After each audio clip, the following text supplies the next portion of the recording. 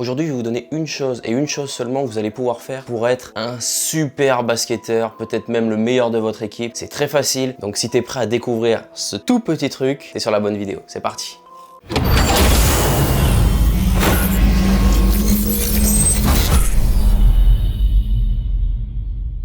Salut les amis, pour ceux qui sont nouveaux sur cette chaîne YouTube, je m'appelle Coach Mathis, je suis entraîneur de basket et dans cette chaîne YouTube, on essaye d'explorer ensemble les stratégies, les tactiques, les façons de travailler, le mental, la nutrition, toutes ces choses-là, la préparation physique pour faire de vous le basketteur ultime, le basketteur que vous rêvez d'être.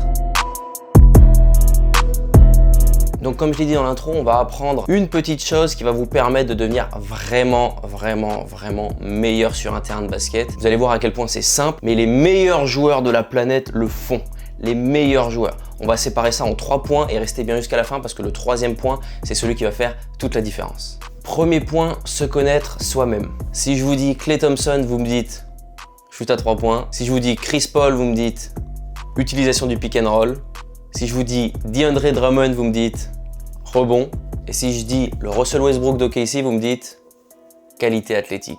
En fait, chaque joueur de basket a une qualité, une première qualité, la qualité qui fait qu'on est sur le terrain, qu'on est en confiance, etc. À titre personnel, c'était le shoot. J'étais un super shooter à 3 points et j'avais cette capacité-là de pouvoir faire des séries au niveau du shoot. Maintenant, la question que tu dois te poser, c'est quelle est ta plus grosse qualité? Est-ce que c'est le shoot?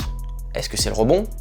Est-ce que c'est le fait de créer le jeu pour les coéquipiers? Est-ce que c'est l'utilisation du pick and roll? Est-ce que c'est la défense? Dis-moi en commentaire d'ailleurs quelle est cette qualité-là chez toi. Et si tu ne sais pas trop, si tu n'es pas forcément sûr de quelle est ta qualité première, je t'invite à demander à 2-3 de tes coéquipiers pour avoir leur réponse. Une fois que tu as réussi à trouver cette qualité-là, travaille-la à fond. Ça doit être ta priorité de travail. Si tu es un bon shooter à 3 points, travaille ton shoot à 3 points à fond. À fond. Maintenant que tu as réussi à trouver ta qualité première, on va pouvoir trouver la meilleure solution pour que tu puisses arriver à faire cette qualité première en match. On va prendre l'exemple du shoot à 3 points me concernant. Shooter à 3 points, c'est bien, mais rester les pieds dans le goudron, attendre que je reçoive le ballon pour pouvoir shooter à 3 points, ça n'arrive pratiquement jamais. À 99% du temps, ça ne marche pas. Par contre, pour pouvoir être un bon shooter à 3 points en match, il va falloir que je travaille tout ce qu'il y a autour du shoot à 3 points, c'est-à-dire le tir après dribble, le démarquage, la prise d'écran pour pouvoir me retrouver démarqué à mi-distance, les appuis et la régularité. Et une fois que j'ai réussi à avoir tout ça, le shoot, je le travaille très dur et ensuite je trouve toutes les choses qui me permettent de pouvoir faire cette qualité première en match. Si par exemple tu es un très bon rebondeur, il va falloir que tu puisses être capable de travailler physiquement pour pouvoir faire des bons écrans retard et pouvoir sauter très haut pour pouvoir récupérer les ballons. Si par exemple tu es un joueur qui a une capacité athlétique énorme, il faut que tu puisses avoir la bonne mécanique de départ en dribble par exemple, la bonne mécanique de jump pour pouvoir arriver à utiliser ces capacités athlétiques au sein du jeu. Combien de joueurs j'ai vu qui ont des capacités athlétiques hors du commun mais qui sont pas capables de jouer dans des bonnes équipes? C'est justement à cause de ce défaut-là. Donc pour résumer ce point-là, une fois que tu as trouvé ces qualités, travaille autour de ces qualités pour que tu puisses être capable de les faire en match. Ok, donc maintenant, tu es un super joueur dans une discipline, tu es capable d'avoir les capacités techniques, physiques et mentales pour utiliser cette qualité première dans le jeu concret, en match, aux entraînements, sur les playgrounds, etc. Donc maintenant, on va travailler sur ce qui se passe après. C'est d'une simplicité qui est déconcertante. Encore une fois, on va prendre l'exemple du shoot à 3 points. Si je reçois le ballon à 3 points et que toute l'équipe d'en face est au courant que je suis un bon shooter à 3 points, je vais être défendu pour être contesté à chaque shoot à 3 points. Que je fasse un bon démarquage, peut-être qu'ils vont être capables de switcher, peut-être que le tir après dribble, ils vont mettre un mec qui va venir en aide, etc. Ils vont tout mettre un dispositif en match, potentiellement, pour m'empêcher d'utiliser cette qualité première. Et c'est là où on va faire toute la différence. Pour devenir un bon joueur, quelles que soient les circonstances, quel que soit le courant du match, quelles que soient les défenses qui se proposent à vous. Donc on sait que je suis un bon shooter à 3 points, on sait que je vais être défendu là-dessus. Et je dois être capable d'avoir une bonne feinte de shoot, pouvoir démarrer en dribble derrière. Ou alors de recevoir le ballon, me mettre face au cercle, lâcher la balle et couper directement pour recevoir le ballon. C'est un type passe-va un petit peu pour pouvoir aller au cercle.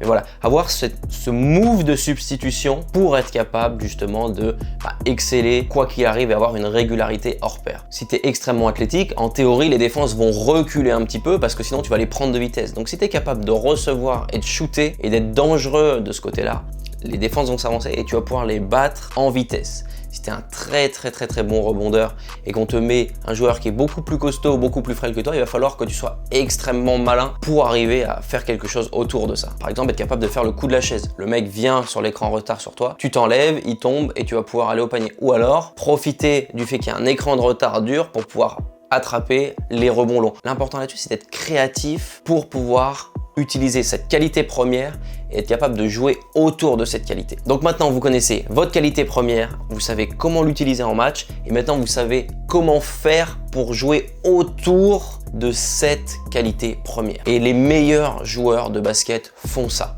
Quand on voit du Klay Thompson, il est capable d'utiliser les écrans, il est capable de tirer après dribble, il est capable de tirer à une vitesse folle, mais il est aussi capable, si la ligne de passe est coupée, de couper vers le cercle ou d'attaquer le panier sur 1 ou 2 dribbles pour aller finir au cercle. Il est capable de faire ça, ce qui fait que ça le rend dangereux à 360 degrés. Si on prend James Harden, il a un step back qui est super fort, mais par contre, s'il est très bien défendu et que le défenseur le colle pour éviter d'avoir ce step back, il est capable aussi d'aller au cercle pour aller provoquer une faute. Si on prend Russell Westbrook, quand il a changé d'équipe pour aller aux Rockets, il a été beaucoup plus shooter à 3 points. Alors après, c'était la philosophie de l'équipe, mais le fait qu'il soit très bon à 3 points aurait pu lui permettre de pouvoir aller au cercle encore plus facilement pour profiter de tout ça. En conclusion, je dirais que vous n'avez pas uniquement à travailler vos qualités premières ou tout ce qui se passe autour, mais que ça doit représenter la majeure partie de votre travail. Si vous êtes très bon dans un domaine, ça va pouvoir vous amener très loin. Et si vous êtes bon là-dessus et que ça vous amène très loin, vous allez avoir différents types de défenses qui vont s'adapter à vous. Et donc là, il faut savoir jouer autour. Soyez malin. Ne complexifiez pas le basket. C'est un sport qui est simple et qui veut rester simple. Soyez juste excellent là où vous êtes déjà bon et vous serez un joueur qui ira beaucoup plus loin dans sa carrière que n'importe quel autre joueur. Si JJ Redick s'était dit « moi je veux être un joueur de 1 contre 1 », il n'aurait pas fait la carrière qu'il a eue en NBA. Si Tony Parker s'était dit « je veux être le meilleur dunker de la planète », il n'aurait pas eu la carrière qu'il a eue en NBA aujourd'hui. Soyez malin, n'essayez pas d'aller à des endroits où vous n'êtes pas capable d'aller, du moins pas pour l'instant. Travaillez sur vos qualités premières, je compte sur vous. En attendant, je vous dis à très vite, abonnez-vous, commentez, likez. Il y a du lourd qui va arriver à partir de cette vidéo-là, très régulièrement sur cette chaîne YouTube, donc soyez prêts, activez la cloche. Je vous dis à très vite, c'était Coach Mathis. Ciao.